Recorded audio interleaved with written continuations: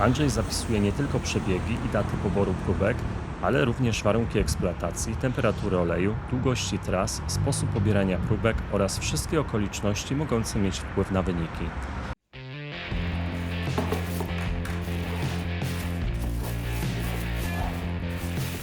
Witajcie w kolejnym odcinku na kanale R2D. Na laboratoryjny stół trafia kolejna przesyłka od Andrzeja, a to oznacza powrót do jednego z najbardziej szczegółowych i najciekawszych eksperymentów realizowanych na kanale. Osoby śledzące serię zapewne pamiętają już Hyundai'a i30N, który pojawiał się wcześniej m.in. w odcinkach 256, 294 oraz 336. Dzisiaj przechodzimy do czwartego etapu badań. Tym razem materiał jest wyjątkowy. W poprzednich etapach analizowaliśmy pojedyncze próbki pobierane w różnych momentach eksploatacji. Teraz Andrzej przygotował cały zestaw próbek z jednego interwału olejowego. Do laboratorium trafia próbka świeżego oleju, który został zalany po zakończeniu badanego cyklu i aktualnie pracuje w silniku, oraz próbka po przebiegu 1177 km, próbka po przebiegu 2073 km, próbka po przebiegu 3071 km, próbka po przebiegu 4719 oraz próbka końcowa po przebiegu 5479 km. Dzięki temu możemy prześledzić nie tylko stan oleju na początku i na końcu interwału, ale przede wszystkim zobaczyć, jak przebiegają zmiany parametrów w czasie. Możemy obserwować tempo zmian, sprawdzać, czy degradacja przebiega liniowo, czy pojawiają się okresy stabilizacji, a może momenty gwałtownego pogorszenia parametrów. Takie dane są bardzo ciekawe i właśnie dlatego bardzo dziękuję Andrzejowi za konsekwencję w prowadzeniu tego eksperymentu. Bohaterem badań pozostaje Hyundai i30N z 2022 roku, wyposażony w benzynowy silnik 2.0 TGDI o mocy 280 koni mechanicznych. Samochód od początku projektu jest użytkowany świadomie i bardzo dokładnie monitorowany. Andrzej zapisuje nie tylko przebiegi i daty poboru próbek, ale również warunki eksploatacji, temperatury oleju, długości tras, sposób pobierania próbek oraz wszystkie okoliczności mogące mieć wpływ na wyniki. Dzięki temu możemy analizować nie tylko liczby, ale również próbować zrozumieć mechanizmy stojące za obserwowanymi zmianami. Kilka słów o aktualnym cyklu. Jak pisze Andrzej, finalnie olej wyszedł 5479 km, próbka końcowa pobrana przy przebiegu auta 38 451 km, ale to kwestia niespodziewanych tras na końcu ponad 600 km i próbki są w pełni reprezentacyjne do poprzednich. Co ciekawe, ostatnia próbka została pobrana już po dodatkowych trasach, co rodzi bardzo interesujące pytanie, czy dłuższa jazda pod koniec interwału może poprawić kondycję oleju poprzez odparowanie części paliwa i stabilizację parametrów. Teraz dwa słowa na temat poboru próbek. Dochodzimy do elementu, który wyróżnia ten projekt na tle większości badań olejowych. Andrzej bardzo dokładnie dokumentował warunki poboru każdej próbki. Przykładowo, próbka pierwsza po przebiegu 1177 km została pobrana po umiarkowanej jeździe obejmującej około 26 km i 3 rozruchy. Próbka druga po przebiegu 2073 km została pobrana po dynamicznej jeździe obwodnicą przy temperaturze oleju przekraczającej 80 stopni Celsjusza. Próbka numer 3 po przebiegu 3071 km została pobrana po znacznie bardziej wymagającym cyklu, podczas którego temperatura oleju osiągnęła około 110 stopni Celsjusza. Próbka numer 4 po przebiegu 4719 km również została pobrana po dynamicznej jeździe, gdzie temperatura oleju dochodziła do około 103 stopni Celsjusza. Natomiast próbka końcowa po przebiegu 5479 km została pobrana po dłuższych trasach wykonanych tuż przed wymianą. Tak szczegółowa dokumentacja pozwoli nam później zestawić wyniki laboratoryjne z rzeczywistymi warunkami pracy oleju. Dodatkowa obserwacja Andrzeja. W mailu pojawia się jeszcze jedna bardzo ciekawa uwaga. Andrzej zauważył, że podczas tego cyklu temperatura oleju zimą była nawet około 5 stopni Celsjusza niższa niż wcześniej podczas eksploatacji na Shellu. Przy spokojnej jeździe autostradowej z prędkościami około 120-130 km na godzinę temperatura oleju często utrzymywała się w okolicach 89 stopni Celsjusza, podczas gdy wcześniej częściej zbliżała się do temperatury płynu chłodzącego. Czy jest to efekt różnic w formulacji oleju? Czy ma to wpływ na tempo degradacji? Czy niższa temperatura może ograniczać utlenianie, ale jednocześnie utrudniać odparowanie paliwa? To kolejne pytania, które warto mieć z tyłu głowy podczas analizy wyników. Zapraszam do wspólnego eksperymentowania. Przed nami aż 5 próbek oleju przepracowanego oraz próbka świeżego oleju które pozwolą prześledzić cały przebieg zmian od około 1000 do niemal 5500 km eksploatacji. Przechodzimy teraz do tej części odcinka, w której prezentuję podstawowe informacje o samochodzie, użytkowniku, zastosowanym oleju oraz sposobie jego eksploatacji. Na ekranie macie pełną tabelę, widać tam szczegóły dotyczące samego auta, czyli jego markę, model, parametry silnika, rodzaj wtrysku, czy obecność filtra cząstek stałych i ogólny przebieg. W drugiej kolejności widzimy podstawowe informacje o właścicielu i jego podejściu do serwisowania, gdzie mieszka, jak często stara się wymieniać olej i czy przy tym bierze pod uwagę nie tylko przebieg, ale też czas, czyli liczbę miesięcy. W kolejnej części tabeli znajdziecie dane dotyczące samego oleju. Zapisane są tam klasy lepkości i jakości, ewentualne aprobaty producentów samochodów, no i to, czy do tego oleju był dolewany jakiś dodatkowy preparat. W tym miejscu przedstawione są dane niezbędne do identyfikacji bazy olejowej zastosowanej w analizowanym produkcie. Kluczową rolę odgrywają tu numery CAS, Chemical Abstract Service, przypisane do poszczególnych składników chemicznych oleju. Na ich podstawie można określić, do jakiej grupy baz olejowych, API od 1 do 5, należą wykorzystane komponenty. Sposób interpretacji numerów CAS oraz metoda przypisywania ich do konkretnych grup bazowych zostały szczegółowo omówione w 2 osobnych materiałach wideo, do których linki znajdziecie w opisie filmu. Zachęcam do zapoznania się z nimi, aby lepiej zrozumieć proces identyfikacji bazy olejowej na podstawie danych z kart charakterystyki. Na ekranie wyświetla się teraz informacja, do jakiej grupy bazy olejowej przypisałbym analizowany olej na podstawie zidentyfikowanych składników. Jeśli w publicznie dostępnych źródłach, w szczególności na branżowych forach i portalach poświęconych analizom olejowym, znajdują się raporty z badań tego konkretnego oleju, również zostaną one w tym miejscu wyświetlone jako materiał uzupełniający. Następnie mamy blok poświęcony typowej eksploatacji w trakcie tego interwału. Widzimy tam m.in. ile procent jazdy przypadało na miasto, jakie odcinki dominowały, czy to były raczej krótkie, kilkukilometrowe dojazdy, czy dłuższe trasy, oraz ile w sumie przejechał ten olej, ile miesięcy spędził w silniku i czy przed wymianą była robiona jakaś płukanka. No i na końcu dla porządku pokazuję też fragment książki serwisowej albo instrukcji, żeby zobaczyć, jakie są ogólne wytyczne producenta dotyczące oleju silnikowego w tym samochodzie. To nam pozwala sprawdzić, czy zastosowany olej był zgodny z tym, co przewidziano fabrycznie, czy może właściciel świadomie wybrał trochę inną specyfikację ze względu na swoje potrzeby. To tyle w tym naszym stałym technicznym segmencie, dzięki temu mamy już pełny kontekst, wiemy jaki olej został użyty, w jakich warunkach pracował i co zaleca producent. Dzięki temu łatwiej będzie później zinterpretować wyniki badań, które za chwilę Wam pokażę. Przechodzimy do badań laboratoryjnych, najpierw pomiar oleju świeżego, w drugiej kolejności próbka oleju przepracowanego, w tle podczerwień. Zapraszam do wspólnego eksperymentowania.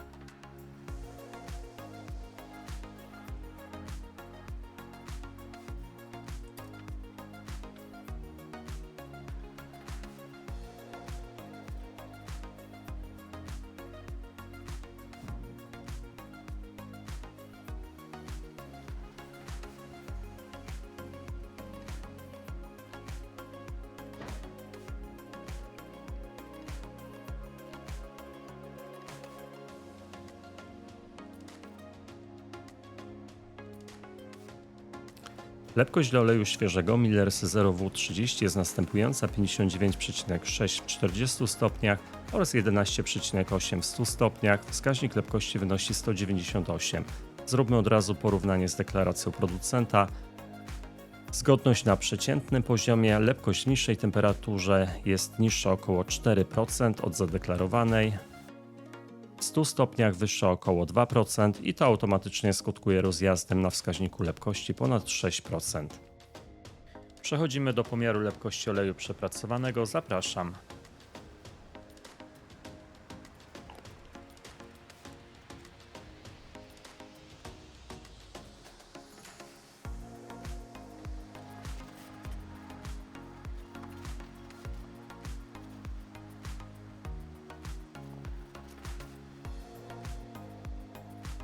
Wyniki dla próbki numer 1 są następujące. Pomiary dla próbki numer 2 zapraszam.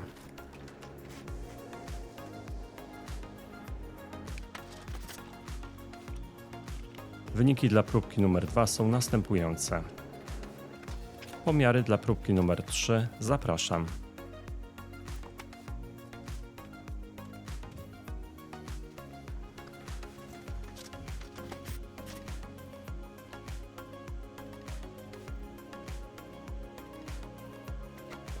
Wyniki dla próbki numer 3 są następujące.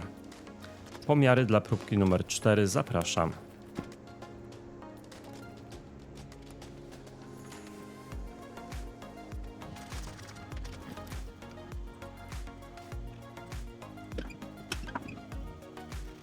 Wyniki dla próbki numer 4 są następujące. Pomiary dla próbki numer 5 zapraszam.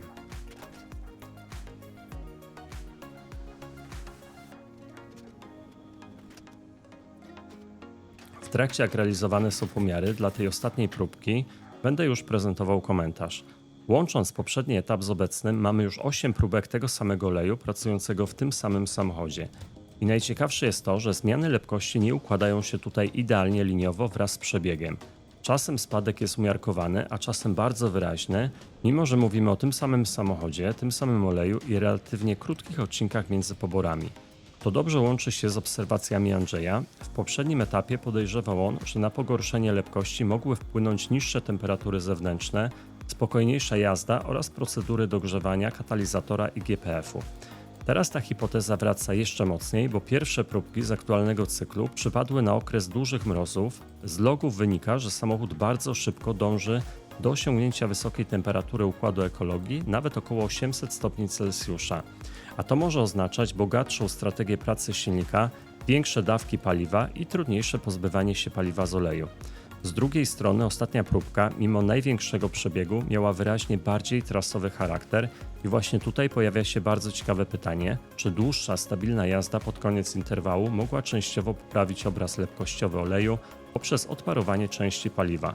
Nie traktowałbym tego jako pewnika, ale jako bardzo sensowną hipotezę roboczą.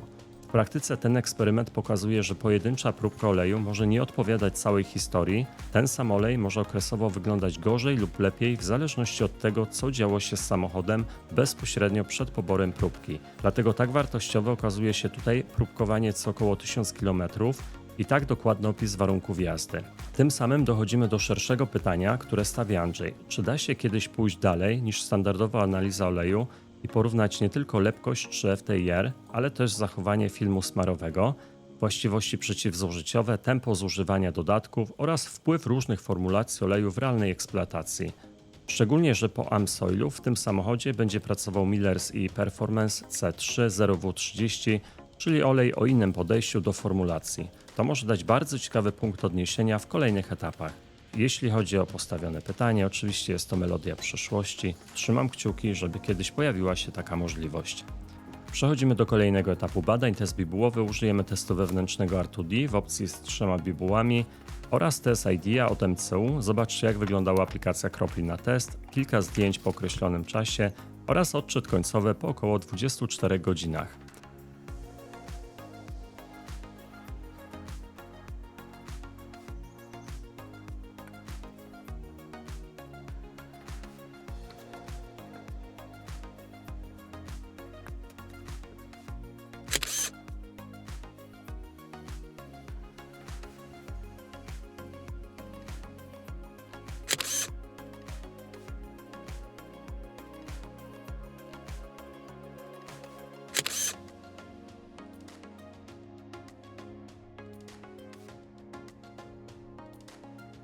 Najpierw wyniki dla bibuły numer 1.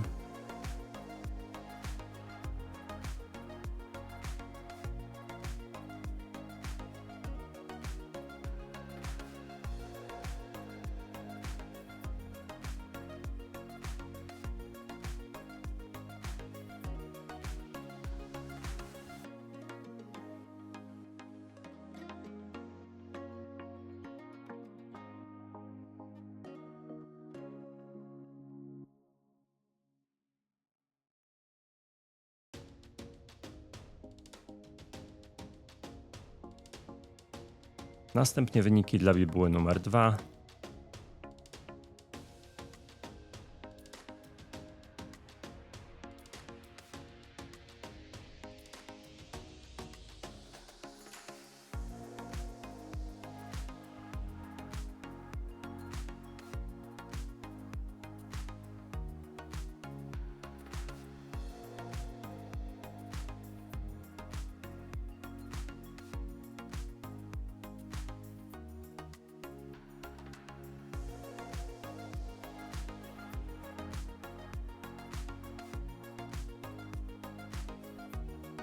Kolejno wyniki dla bibuły numer 3.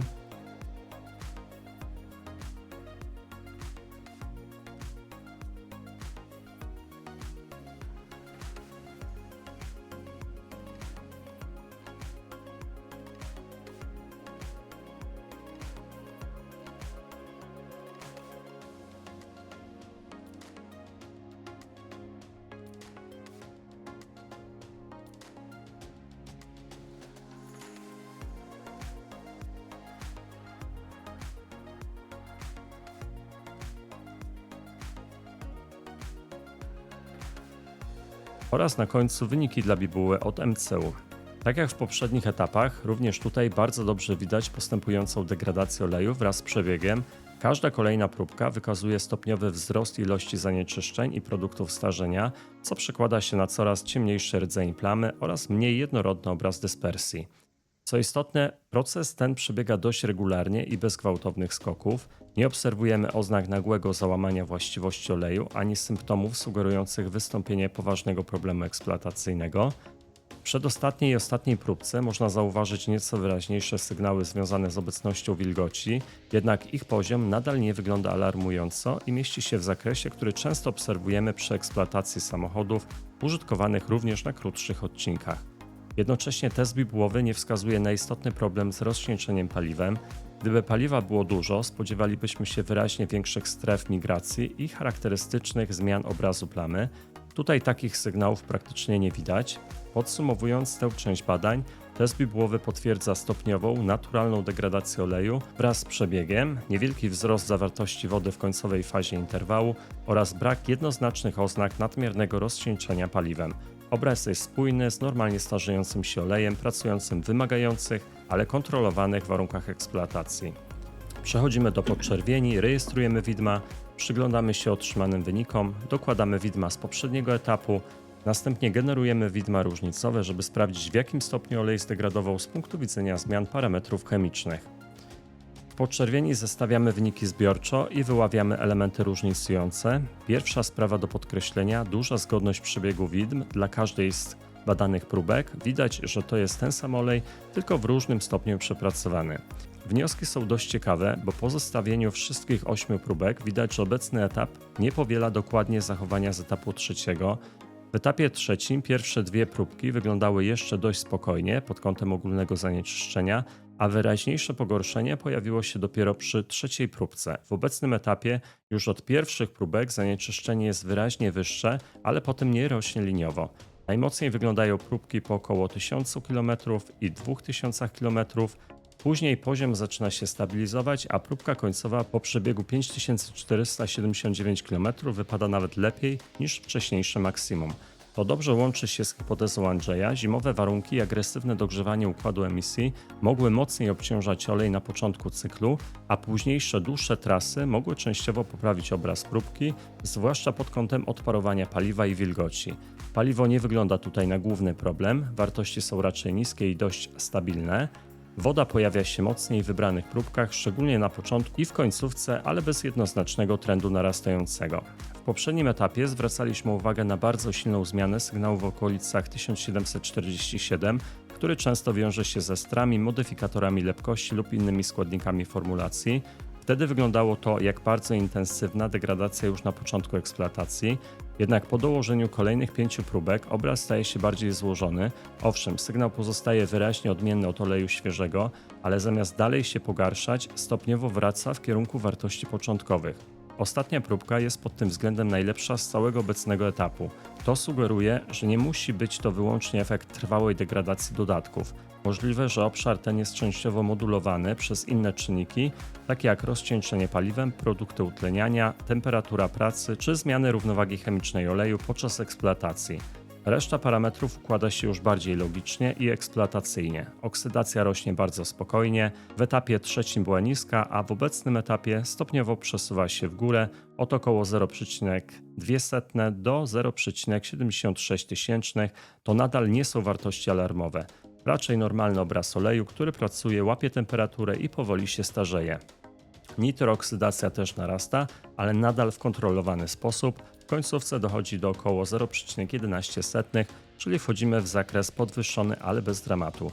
To pasuje do benzynowego turbo, dynamicznej jazdy i pracy w zmiennych temperaturach. Sulfonowanie wygląda najciekawiej, bo rośnie wyraźniej do około 0,18 w ostatniej próbce. To już poziom wysoki, ale jeszcze nie przekracza granicy alarmowej 0,2.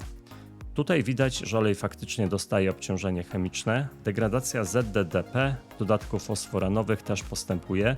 W obu obserwowanych zakresach wartości robią się coraz bardziej ujemne, szczególnie w końcowych próbkach, czyli pakiet przeciwzużyciowy pracuje i stopniowo się zużywa, ale nie wygląda to jak nagłe załamanie.